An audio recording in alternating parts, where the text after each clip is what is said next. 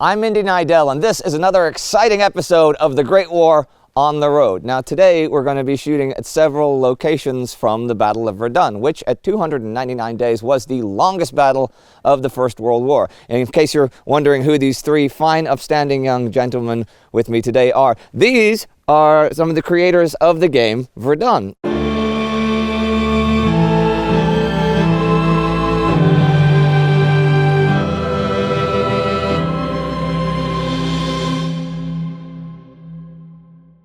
Now, can you say who you are and say a couple of words for all those people at home? Yeah, so I'm Jos Huber. I'm co-founder of the Verdun project. Okay. And I'm from the city of Alkmaar in the Netherlands. The Netherlands? Yes. Cool. And my name is Sjors Jansen. I'm the level designer for the project. That basically means that I make sure the levels are fun to play and they also look good. It's also part of my job. So I'm an artist and designer. And you're also from the Netherlands? Yeah, I'm from the same area as Jos is. Okay. Did you guys know each other before Verdun? No. All right, cool. And you? I'm James Chilton. I'm the lead artist for Verdun, and I'm not from the Netherlands. Okay. I'm from England. And I work freelance with the project on everything from weapon artwork to character artwork. How did you end up? I sort of contacted Jos before finishing university, saying I had a big interest in World War One, and we've kind of been working together since. Now I don't know if you guys know or not, but we did a live stream several months ago where we played Verdun with some of the fans, and it was a lot of fun. But it leads me to the question of all the battles in all the wars in the world, why Verdun? Why choose Verdun? I think because Verdun is like one of the most iconic battles. It's sort of the World War One, or at least the Western Front in a microcosm, or it symbolizes the fighting on the Western Front more than, I guess, any other battle does. No, I agree. And funny that you used a microcosm, because that's what, we've talked a lot about Alistair Horn's book, and he calls it a microcosm of the Western Front, of all its horrors and all of its glories in microcosm. And it was the longest battle, and while it didn't have the highest casualties, it had the highest casualties for the size of the battle. I mean, it's an area about the size of the London parks, right, put together. Yeah. Did you consider any other things, or was it clear from the beginning you were going to do World War I and going to do Verdun? Well, I visited this area as when I was 10 years old. Yeah. And when you look around here, I was immediately inspired by the battles and the landscape, and sort of gripped me, and it became a fascination from there on. And from that on, I had to make a video game about it. When I became more technical skilled, I could pick that up. And, well, your game Verdun is known for being particularly realistic to the actual battle, the actual play, which is great. But what do you guys think about how it is like a computer game, a video game, to commemorate a battle or as historical education? I mean, how do you feel that really works in the modern day? Do you think it is a valid way to educate people according to history, or do you think it'll mislead people because something won't be accurate, or somebody will argue and say, what do you think? I've always had a keen interest in history, but a lot of the history taught in schools has been a little bit boring for me. Old VHS tapes, old photocopies from books. For me, the video games just brought it to life, and an incredibly useful learning tool. I've learned a hell of a lot through. How long did it take to actually put the game together from the first idea? I mean, how many months, weeks, years, decades, centuries? It was actually quite a long process. We started the first concept in 2006. Wow. So like almost 11 years ago. That's a long time. That's quite a long time ago. And first sort of as a hobby project. Yeah. Because I started with the two brothers from M2H. Okay. Which have a lot of experience with multiplayer games. Yeah. And we sort of started as a hobby project. We were both in college. And from there on... Kids, folly. And from there on, we built a great base version. And in 2013, from there on, we picked it up. We professionalized. We got the guys on board. How big is the crew? How many are you?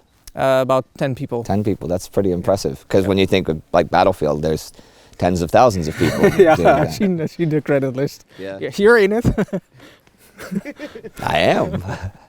Okay, well that's all I got for right here. Now we're at Fort Douaumont, which was one of the centerpieces of the French defenses of Verdun. Now, the fort itself was not finished until 1913, and many people considered it the strongest and most easily defensible fort in all of Europe. However, when Verdun began, Douaumont fell to the Germans without a shot fired, since the garrison had been removed and it was a big mess, and the whole beginning of Verdun was a mess. Now, it remained in German hands throughout 1916. They did try one bloody, very bloody attempt to retake it in May, which was a bit of a disaster. But the French had their big counterstroke in October and took it back. Thing is, in order to prepare for that, they were really meticulous. Now, they didn't want to have any problems with water supplies, which they had during the defense of Fort Vaux. So they brought in the engineer who designed a lot of the Panama Canal, and he made them canvas portable water, water supply systems, so they would have no water problems. They also, at Steinville, they built a replica of the entire battlefield, including a full-size Fort Douaumont, and practiced on that so that the troops would be able to take it, to attack, even in fog or mist. They could do it blindfolded. And it was in weather similar to this, when the Germans thought, no, the French are not going to attack today, that the French did attack today and did manage to take back Fort Douaumont. Now, they were not the only ones who built a replica of Fort Douaumont. These gentlemen made a replica of Fort Douaumont, a digital replica, but a replica nevertheless, right? Yeah.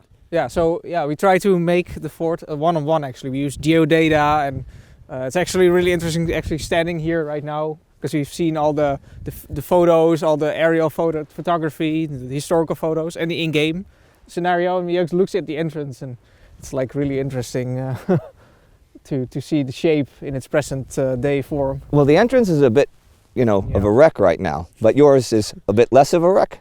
Still a wreck, but a bit less of a wreck. Less of a wreck. Yeah, so we try to recreate. You mentioned earlier the 22 of May offensive. Yeah. So we try to recreate the fort in that state. Exactly. Okay, wow. So that proved to be a real challenge, because there's not a lot of pictures during the battle. The French made a lot of modifications at the fort after the battle. Yeah. The fort was in a completely different state before the battle. Yeah. So we try to create as much of an accurate picture as possible. So for instance, the entrance is completely different. It's gone. It's gone now. Gone. That's a good word to use. It's gone. Yeah. So what we actually have in the level, what you can see here is different, is we have actually the walls were still intact here. Okay. Around the gate here, the main gate, there was like a really high wall, I think about exactly the height of what it is still at the moment. Yeah. And to the side there was a machine gun nest, which is not a working machine gun nest in the game, but nevertheless we have the gun ports in our model. What's this stuff? That stuff is probably removed railing from the inside of the fort. Once you came through the tunnel of the fort entrance, you were met then with another tier of the fort. There were multiple tiers. This could very well be the bridge that was above the exit of the entrance. That's the railing that was all around the inside. There were very tall iron fences around sort of like the external part of the fort, along the walls as well. It was very, very difficult to attack it in its original state, but it's hundreds of thousands of shells later, it's a lot easier to attack it. Well, the earthworks above were in some places 8 meters thick at the beginning, and and what the Germans didn't realize, that by late October, in some places they were only 1 or 2. And with the walls as well, I mean, once you got to the top of the wall, each corner of the fort, or there are 5 sort of counterscarp galleries where they could fire along the inside of the walls of the fort, and of course there's a huge drop on the other side, or should be a huge drop on the other side, where that's where people would be trapped. Just a killing zone. Yeah, it's just a complete killing field. But obviously, the fort wasn't manned correctly. No. So when the Germans did, kind of start pushing forward and trying to sneak in and attack, it wasn't noticed. Yeah. During the 22nd of May attack, like the deep moat around the fort actually was no longer an obstacle, because it was so so many Oh, right, shells. sure, Like it's yeah. kind of like it's today. It's Yeah. flattened out, you know, Yeah. over time. You can navigate yeah. across this ground Yeah, so- fairly easily. Yeah. But in its original state, you had walls that were, 20, 30 feet high. Well, shall we look at a little bit more of it? Yeah. Yeah, Let's do it. Okay. Cool. Continuing on from the Great Gatehouse, you would then enter the interior of the fort. Uh-huh. The first thing you would meet is the bridge over the top of the gatehouse, which would lead to fortifications on top of the gatehouse itself, and a plateau in front of the barrack area. Okay. So that's the barracks there. Yeah. You'd have a ring road, sort of like going round the fort itself, with one going off in that direction, one going off in that direction, meeting on the other side of the fort. Yeah. And this was great for supplies, ammunition, water, food, items that you would need for a really solid, sustained defence. Yeah. The entrances you can see at the minute, or maybe can't see due to the weather, these have changed a lot since 1916, 1917. A lot of these would have been converted, during the Second World War or earlier. These saw not very much fighting, Right. but a hell of a lot of damage. There were hundreds of thousands of shells dropped Yeah. on the fort, and all sorts of things, were collapsing and filling up all over the place. It was the difference between the start of the battle and the end of the battle is as vast as the difference today. All right. Thanks. So yeah, behind me is actually the barracks of the fort. This was not really a fighting position, but it was turned into a fighting position as the front of the fort sort of eroded because of the artillery fire. You can still see part of the original architecture of the fort. So you see the archways, which extrude inwards into the barrack rooms. Behind it would be bunk beds for the soldiers to sleep in. Here actually, I think this was a shell of a Big Bertha 420mm or one of the French railway cannons, which caused this impact and the barracks to collapse. So what are we looking at here? So this is the 155mm cannon Yeah. of the fort. It could retract. It's back in its dome and fire 2 times per minute. Which we learned from somebody's comment from out of the ether. Exactly. Right. Thank you for that. Thank you. Thank Yeah. you, fans. Yeah. There are many turrets on the fort. As you can see behind us, there's a machine gun turret and an observation turret, and there's many more in all directions of the fort. And actually, the fort is here for a reason. This is really one of the highest points on the Verdun Ridge, on the Meuse Heights. Yeah. And you could see in the other valley behind it. So on this side you have the Meuse Valley. On the other side you would have I think it's the Weuve River Valley. Oh yeah, sure. And you could see all the way to the frontier with Germany, which is if you Okay. take a bus from Metz, you drive across the former frontier. You drive towards this. That's pretty flat. And So there's nothing stopping the wind up here. I'll tell you that. Yeah. if you could see right now. You can see Germany. Yeah. Yeah. Okay. Yeah. Yeah, if the wind and the mist wasn't a deterrent, then the 155mm might well have been. Okay. And for that 155mm, we've got an observation turret as well. Let's go check it out. We have included a lot of these in the game. Yeah. A great deal of the fort has been modelled. Unfortunately, due to the sheer scale of the fort, we just had to tone it down a little bit. But you can see the intensity of some of the Oh, fighting something. here. Look at this. Something. Get this. Yeah. Something nearly got through right here. So this would be manned, and there'd be somebody with binoculars or some optic device saying, "Oh, there's Germans over there. Right, get the 155mm on them." I imagine this will have been occupied by the Germans, because you see some of the wounding, which is basically the sort of scars of war coming in from that direction. So the French would have been a little bit miffed with this thing being here and used against them. What's Yeah, really I can- interesting to note, perhaps also, is that these turrets they're placed in position where throughout the level in the game you can always see the turrets. So wherever you are, you always see like 2 or 3 Yeah. of these. Okay. This one overlooks the entire barracks area and Yeah, the road sure. coming up, and overlooks all the high spots as well, where people would be coming over if they would be coming from the entrance side. And it's worth noting as well that all these machine gun turrets, observation turrets, are all accessible from the fort, so you don't have to go up and land. Right, I you mean, just come. where can you access? From outside here.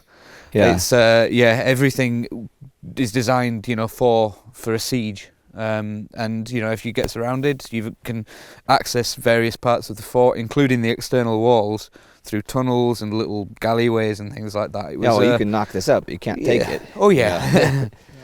Actually, one of the machine gun turrets. Actually, when the French were doing their attack on the fort, their failed attempt to take it, they captured part of the top of the fort. But the Germans used the machine gun turret to signal back to their own lines. The French are here, and they could do that because the French didn't stop them. They didn't know that it was used as a signaling station. Okay. Okay, so we're looking now at something that's not actually here anymore. Yeah, Right. It's actually completely gone. So remember the roads?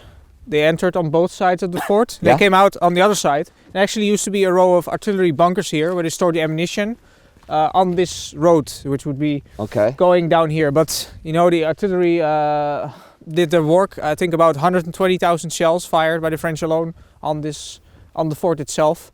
So it was completely mauled over.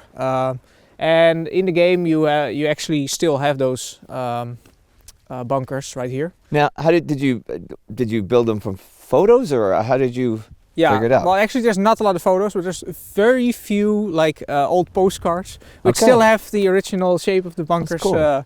on them. Okay. And actually, one of the bunkers was used as a burial place after the major accident. The one in May, the beginning of May. Yeah. Yeah, Oh, okay. exactly. So they buried a lot of people in those things, and they shut it and sealed it up, and it's somewhere under there as well.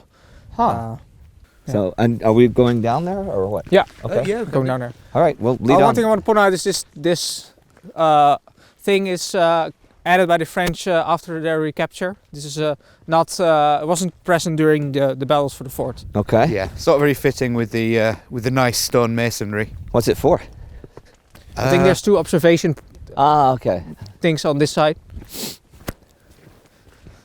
You see here a slit, Oh, I see. Yeah. and obviously Alright. with the lookout over the frontier. Over the fog. Yeah. So we're following this path? Yeah. Okay. So there would be 7 bunkers lined up Okay. along the non-existing road. No, they're not Yeah. Yeah. So actually in the game we have another trench line which starts right behind that turret over there. Okay. So we have, as you know, we have several lines you need to capture. Yeah. And well, during the attack, the French actually captured the top of the fort. Yeah. For what it was worth. A really great position to get shelled. But the Germans were still in the fort. They captured took part- the superstructure. Yeah, Right. exactly. Yeah. So they were here. So we created another trench line right over there. Okay. It's like a crow on a stone. There's like really. Wow. It was like That was really very creepy. dramatic. So the trench line would be around here. Okay. So we have the different lines in the game. So people can come up from the 2 exits of the fort and paddle over the superstructure. And then the next line would be down in the moat of the Okay. fort. The Germans would have come in from this direction when attacking the fort. This moat here would have had a very tall inner wall, designed so that if anybody did get in, they had a very sort of high drop to overcome in order to attack the rest of the fort uphill. On the day that the fort fell, or when the Germans finally started to really get into the grounds of the fort, there were 2 galleries from which you could shoot from. One at that end of the wall, one at that end of the wall, which is a double facing to that end of the left-hand wall, which that one was manned, these 2 weren't manned. So the Germans were able to get in more or less unmolested.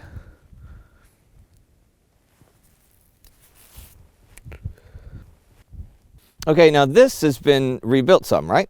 Yeah, Yeah. yeah. Actually, we've been when doing research, we're looking at online resources, and some of the fortress experts call this historical vandalism. Okay, so it's not the way it's supposed to be. No, actually, and this is a case where our game is more accurate than reality. Yeah, we are standing right now where, you know, the entrance, and it would be the road we described that goes around the fort. Okay. It would come up here and swirl around and would go inside the fort and then come out on the other side. Well, why would they do this? Why would they build it like this? Why would they build it like this? Well, they need to supply their... No, I mean rebuild it like this. Why Oh, would they? rebuild it like that. I don't know. Gross It negligence. looks cool. Gross negligence. Okay. See, I'm thoroughly lost, but you know exactly where in the fort we are, right? Yeah, we would be stood more or less on the bend of the road as it curved into the fortress. There'd be a wall leading up with railings. This area would be enterable in real life, not enterable in the game. There would be a large, similar to the archway that can just be made out behind Jos. Yeah. There would be a large archway to the left of that, which would have been the main entrance. Okay. And they just messed it all up. Yeah. Wow. Historical vandalism. Historical vandalism. I suppose it's still a fort and it has to be defendable, so I guess that's a tiny doorway with lots of little areas to shoot from. Oh, yeah, is a okay. little easier to defend Yeah, you than a forget large. it actually is still a fort, right? Yeah. The thing is, you know. Yeah, they didn't rebuild it, you know, thinking, oh, you know, let's keep it historical. They lost it and then thought, We don't want to lose it again. Okay. Actually, it was used in World War II. Yeah. There was, I don't think there was any fighting, but there was soldiers stationed here during World War II. There was a World War II? Spoiler alert. The hell? you won't believe what happens next. Okay. Oh, clickbait. All right. We're putting that in the comments, okay? Or in the caption. Shall we head over there? Yeah, of course. Okay, cool. So this is actually really, we were like, oh, we recognize all these parts here. Yeah. Because I think in the game we nailed sort of the proportions of it. Especially when walking up from there to here. Yeah. You know, this is the area where the campers would be. Because there's a tunnel leading from the main barracks to this part, which is the so-called Bourges Casemat. Okay. Which is in addition to the fort they made later. It would station a 75mm cannon. Oh, the famous French 75s. We've Exactly. talked about them a lot, yeah. Yeah, I think there's still one in there, just like a replica, I don't know. and like with everything external to the fort in terms of like bunkers and machine gun turrets and such, again, that's accessible from inside the fort. Yeah. Yeah, there would be a tunnel leading from near the entranceway up to this bunker, which again we've replicated in the game. Okay, that is all for today from Fort Douaumont, and these guys are going to leave you with a few words. Okay, we'd like to invite you to join us in the game and fight in the trenches around Fort Douaumont and for the fort itself, but until then, goodbye. See you next time.